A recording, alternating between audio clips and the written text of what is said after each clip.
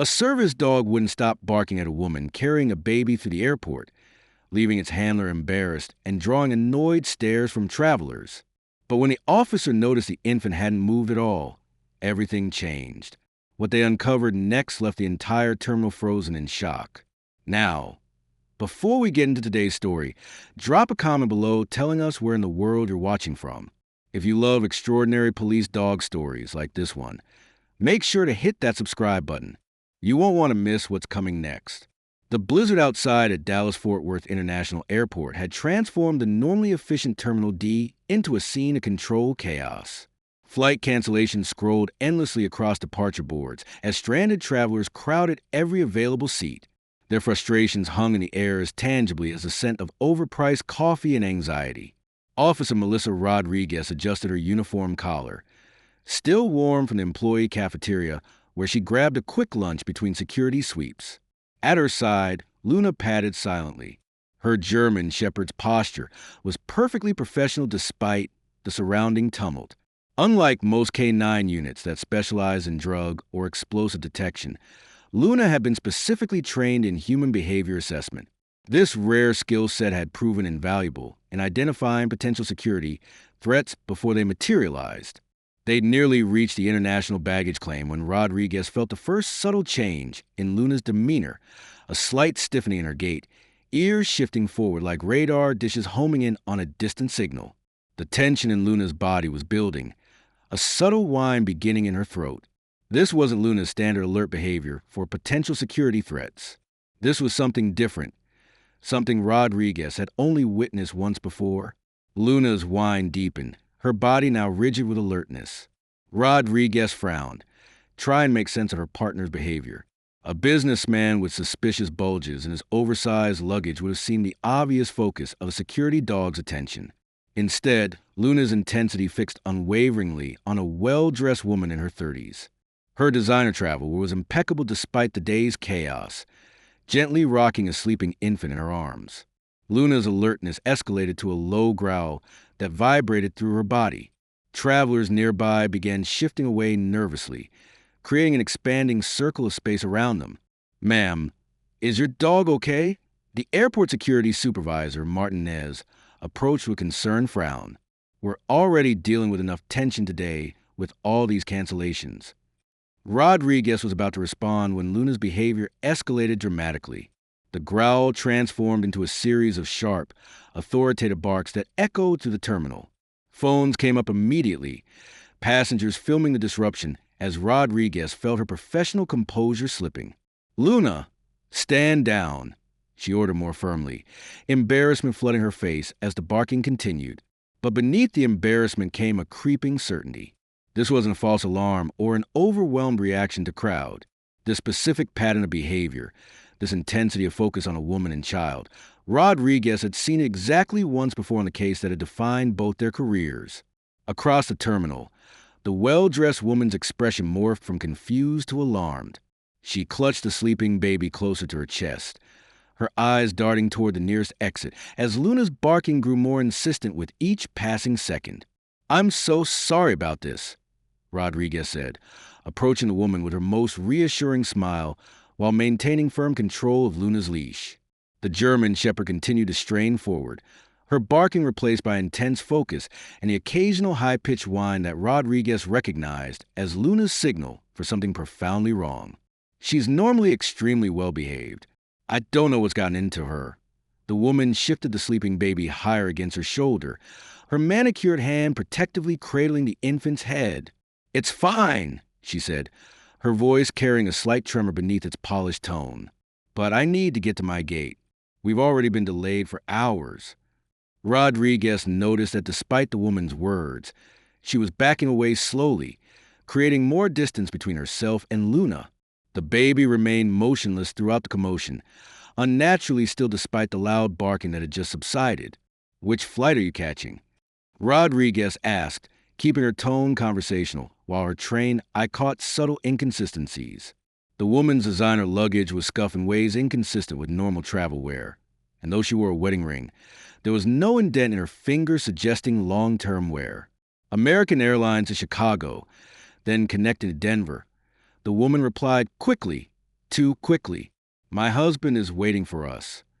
Luna had shifted into a behavior pattern that Rodriguez had only observed during specialized training, a rhythmic movement between focusing on the woman's face and the baby, then back again, not alerting to contraband or weapons but to the relationship itself. Your baby is sleeping soundly through all this, Rodriguez observed, nodding toward the infant who hadn't stirred, flinched, or reacted at all to the previous barking. How old? 8 months, the woman answered, then immediately corrected herself. I mean, almost 9 months now. Her free hand fluttered nervously to the designer scarf around her neck. Please, my gate. I understand, Rodriguez nodded, making a show of checking her watch. American to Chicago, you said. That's interesting because all American flights to Chicago were canceled 2 hours ago due to the storm. They made an announcement. The woman's composure fractured momentarily, her eyes widening before she regained control. I meant United. It's been such a long day. I'm getting confused with all the changes. Would you mind if I just check your travel documents? With all the confusion today, we're helping passengers confirm their new flight information, Rodriguez said, positioning herself subtly to block the nearest exit. That won't be necessary, the woman said, her voice hardening as she took another step backward. We're already late. The baby hasn't moved at all during this entire interaction, Rodriguez observed quietly. Not even a fidget during Luna's barking. Most babies would at least stir for the briefest moment. Something cold flickered behind the woman's eyes. She's a good sleeper. Ma'am, I'm going to need to see some identification and the baby's travel documents, Rodriguez said, no longer asking. It's standard procedure when traveling with infants. Rodriguez guided the woman to a quieter area near a service corridor, away from the crowds of stranded passengers, but still within view of security cameras. Luna remained in alert position, her focus unwavering as the woman awkwardly maneuvered to retrieve identification while balancing the still motionless infant. My wallet should be right here, the woman muttered, digging through an expensive leather handbag that seemed too new to match her claimed travel history. I'm Catherine Winters, and this is my daughter, Emma. Rodriguez noted the slight hesitation before the baby's name, filing away mentally alongside other inconsistencies. When the woman finally produced a driver's license, Rodriguez examined it carefully. Ohio license, issued 14 months ago, yet no visible where despite supposedly being carried daily. The photo matched, but something about the holographic security features didn't catch the light quite right. And do you have Emma's birth certificate or passport? All minors need identification for air travel, Rodriguez said, maintaining her professional demeanor while radioing quietly for a secondary officer to join them. It's in my checked luggage, Catherine replied too quickly. The airline said it wasn't necessary to keep it with me since she's an infant. Officer Dawkins arrived, a veteran with 20-year experience, who took in the situation with a quick glance at Rodriguez's subtle hand signal. Ma'am, I'm going to need you to come with us to the security office where we can sort this out more comfortably, Dawkins said with practiced authority. Standard procedure when there are questions about documentation. The baby, Emma, if that was really her name, still hadn't moved beyond shallow breathing. No startles, no shifts in position, none of the normal fidgeting even sleeping infants typically display. Rodriguez's concern deepened. Is there something wrong with the baby? She asked directly, watching Catherine's reaction closely. She's just a good sleeper, Catherine repeated, but her eyes darted away. She had a long night. As they walked toward the security office, Rodriguez's mind flashed back to the case that had first revealed Luna's extraordinary abilities. Luna had been found in an apartment, a year-old German Shepherd mix, standing guard over the body of a 1-year-old girl. The mother lay nearby, both victims of what appeared to be a home invasion gone horribly wrong. What had shocked the responding officers wasn't just the dog's protective stance over the dead child, but her refusal to leave, even days later, when animal control had finally managed to remove her. They discovered she'd sustained wounds trying to defend the family, evidence she fought the attacker despite being severely outmatched. Most dogs would have been considered too traumatized for service work after such an experience. But something about Luna's behavior during evaluation had caught the attention of the K-9 training division. Her hypervigilance around children, initially considered a potential liability, was eventually recognized as an extraordinary sensitivity that could be channeled into specialized training. "I'd like to request a medical check for baby," Rodriguez said to Dawkins, keeping her voice low. She hasn't moved or responded normally this entire time. Catherine's composure cracked visibly. "That's ridiculous. You can't just demand to medically examine my child based on your dog's behavior. This is harassment." Luna's reaction to the woman's raised voice was telling. Rather than becoming more alert to the perceived threat, as most service dogs would, she positioned herself closer to the baby, as if trying to shield the infant from the woman claiming to be her mother. "Miss Winters, we have reason for concern," Rodriguez said firmly. "The baby's lack of response to external stimuli is unusual. We're requesting a welfare check, which is within our authority when we have reasonable suspicion a minor may be in distress." The arrival of the airport medical team temporarily interrupted the questioning as a paramedic gently examined the still unresponsive infant. Rodriguez stepped aside with Dawkins to brief him more fully on her suspicions. Luna remained positioned near the baby, her behavior now a textbook display of protective vigilance rather than alert signaling. The paramedic's voice pulled Rodriguez back to present. "This child has been sedated," she reported with professional urgency. "Respirations are depressed. Pupils sluggish. We need to get her to emergency care immediately." Catherine Winters, if that was her real name, lunged suddenly for the door, but Luna was faster, positioning herself firmly in the woman's path without aggression, but with unmistakable purpose. "Miss Winters, you're being detained pending investigation," Rodriguez stated formally as Dawkins moved to secure the increasingly agitated woman. "The infant is being taken for emergency medical evaluation, and we're going to have a lot of questions for you." Detective Harmon from Dallas PD Special Victims Unit arrived within the hour, his weathered face grave as he reviewed the preliminary reports. "The woman's real name is Jessica Morris," he explained, showing Rodriguez a file on his tablet. "Released 3 weeks ago from Lakewood Psychiatric Hospital after a 6-month involuntary commitment."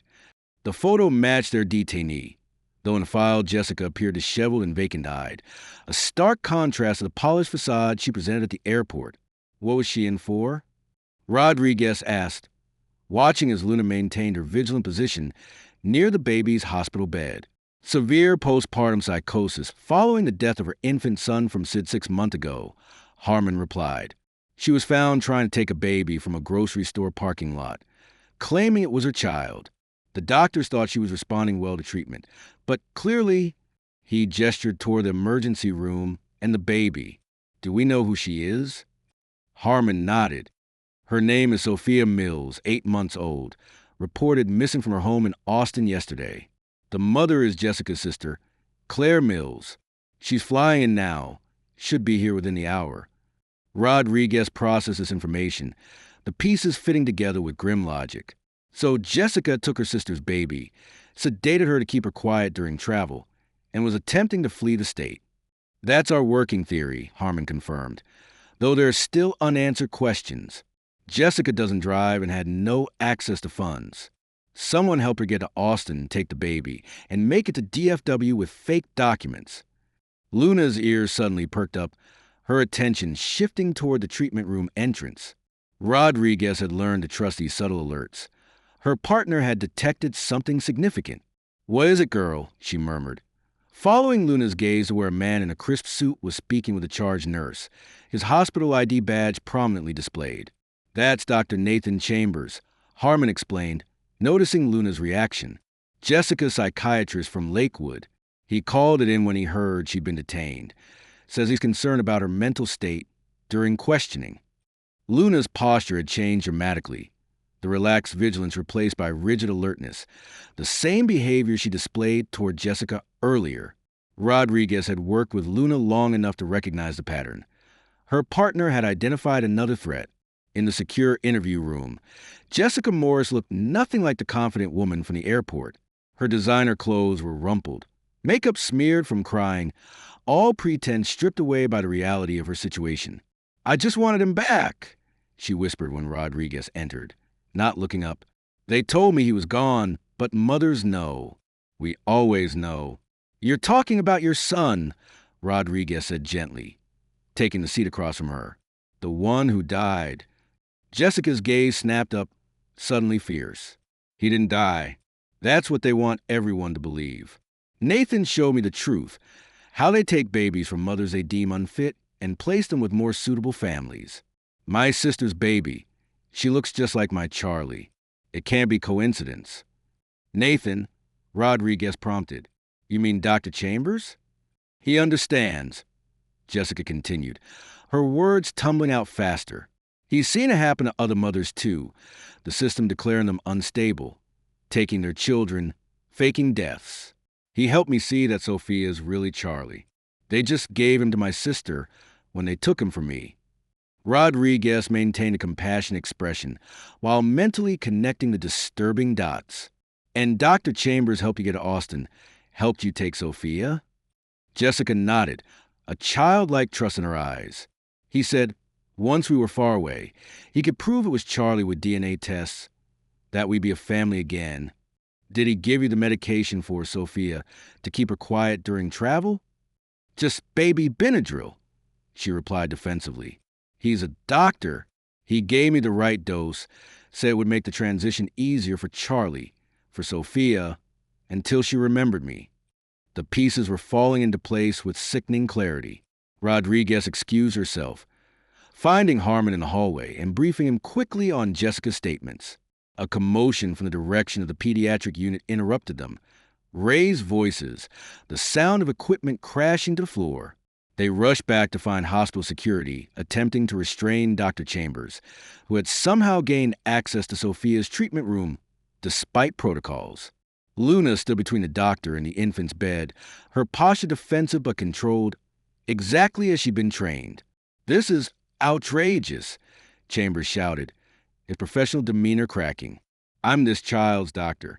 I have every right to examine her. As security escorted Chambers from the room, Rodriguez noticed him slip something into his pocket, a small vial that glinted under the hospital lights. Luna's focused attention on that same pocket confirmed her suspicion.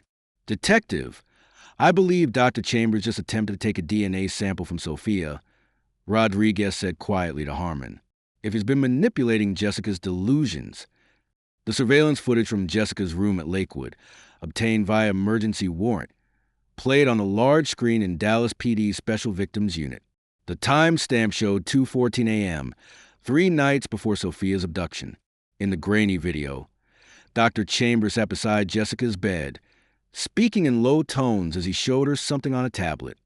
He's programming her, the FBI consultant explained, pausing the footage, using her delusions about her son to manipulate her into believing her niece is actually her child.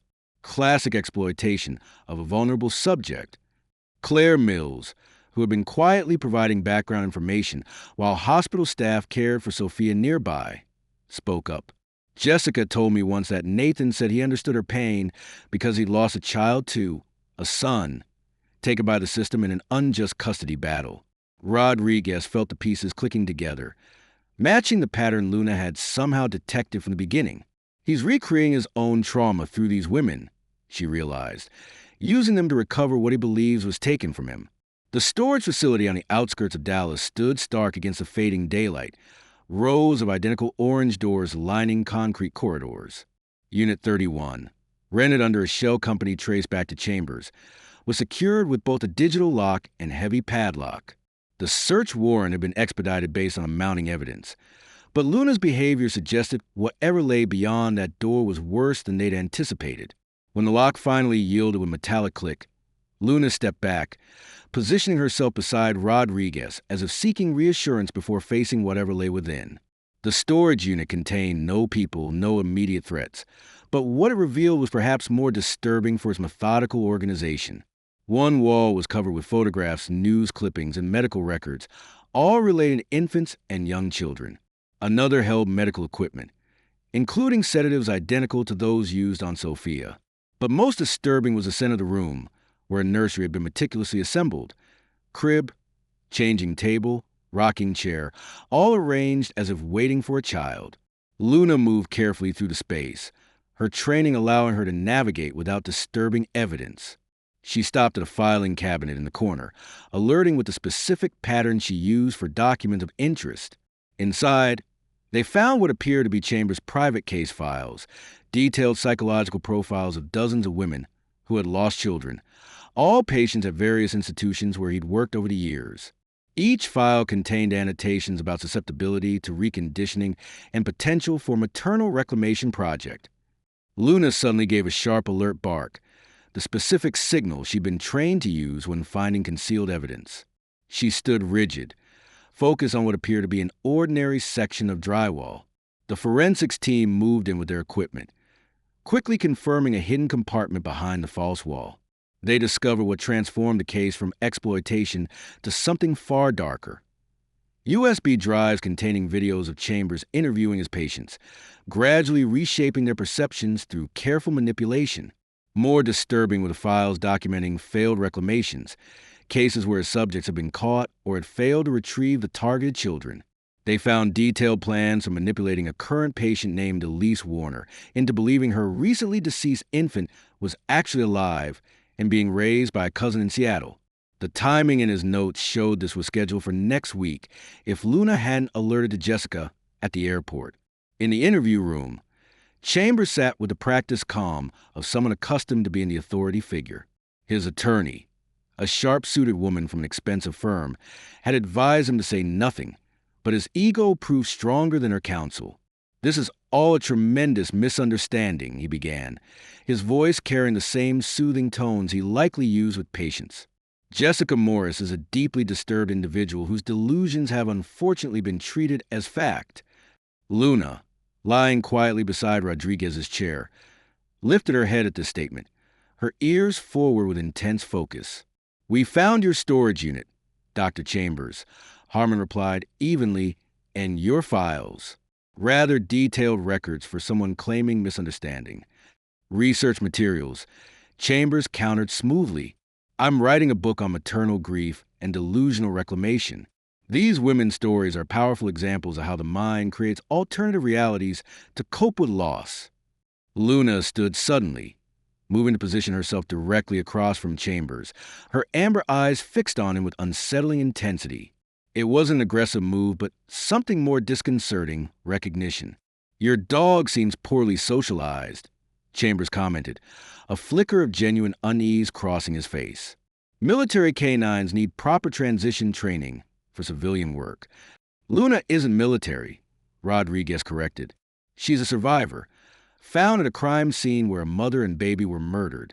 The interesting thing is how she somehow developed the ability to detect when children are in danger, particularly from adults pretending to be something they're not."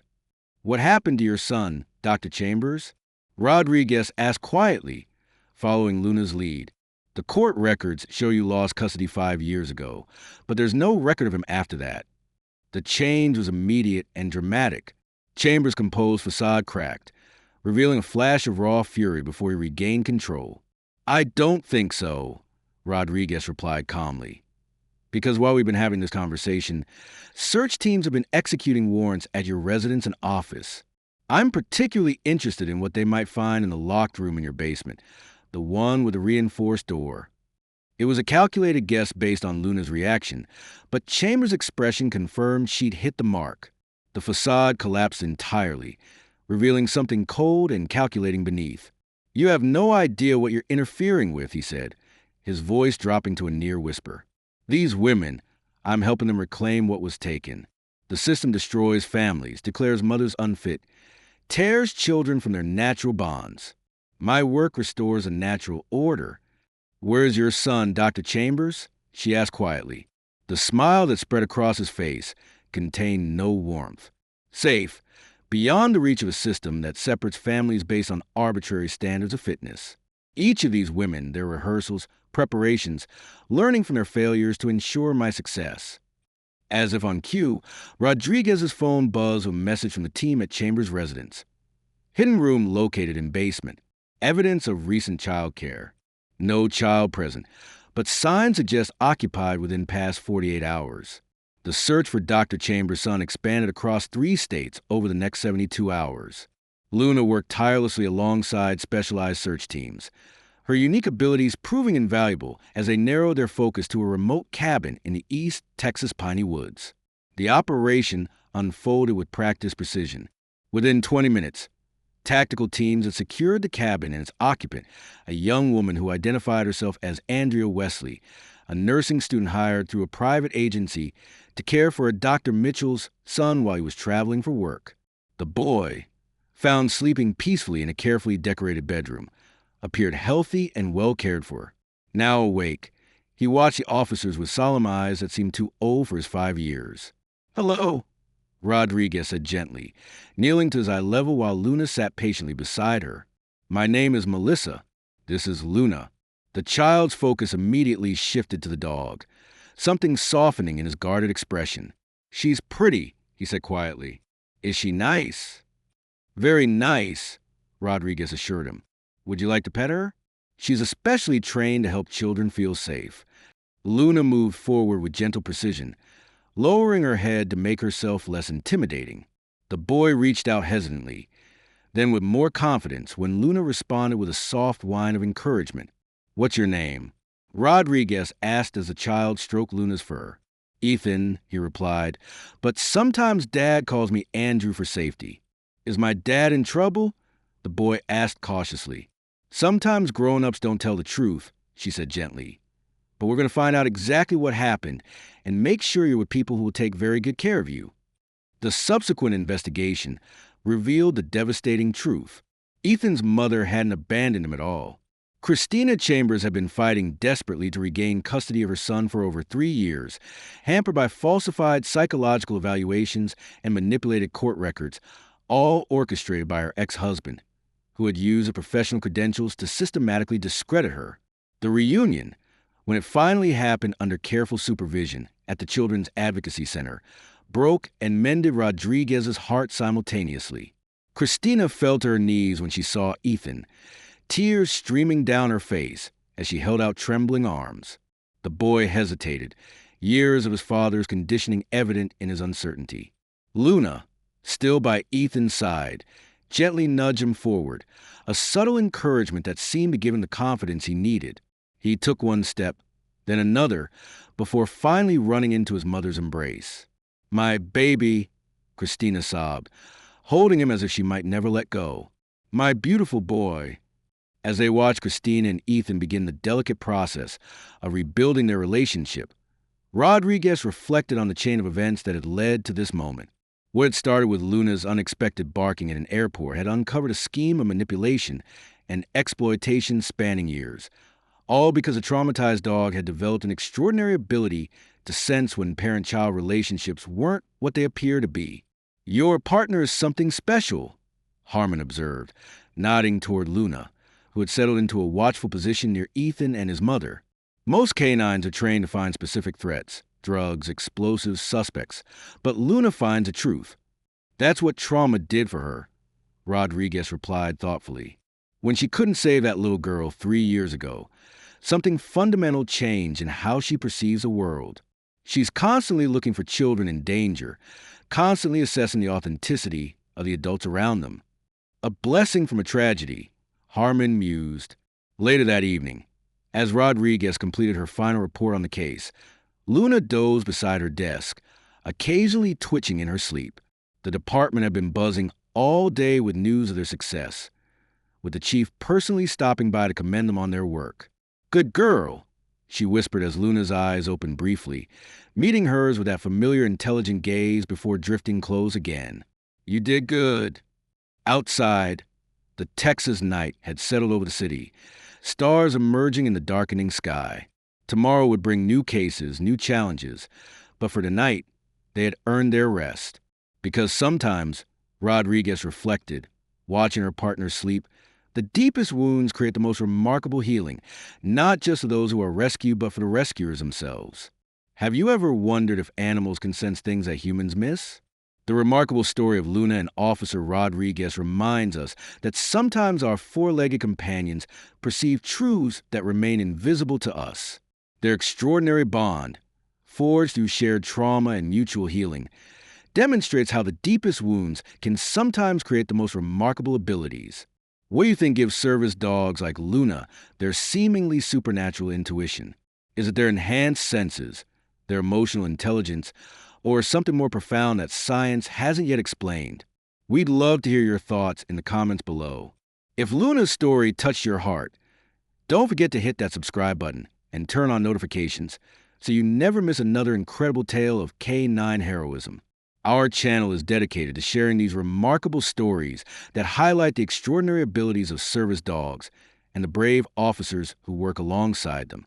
Check out our previous videos appearing on your screen now, from military canines who saved entire platoons to therapy dogs who help traumatized children find their voices again.